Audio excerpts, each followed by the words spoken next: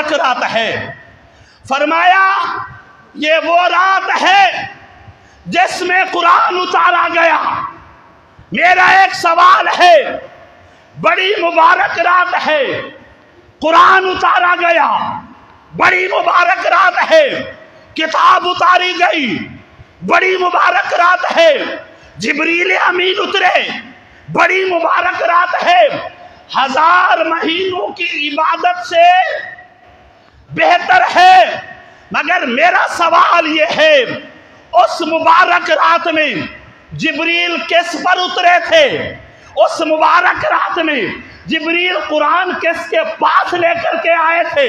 उस मुबारक रात में अल्लाह ने जिब्रील किसके पास भेजा था?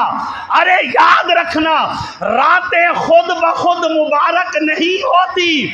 अगर कोई मुबारक शाय के साथ टच हो जाए तो वो मुबारक बन जाती है। अरे मेरे महबूब से बढ़ करके कोई मुबारक है नहीं। इस रात में जिब्रील का आना भी मुबारक इसलिए बना कि वो हुजूर की बारगाह में उतरा है।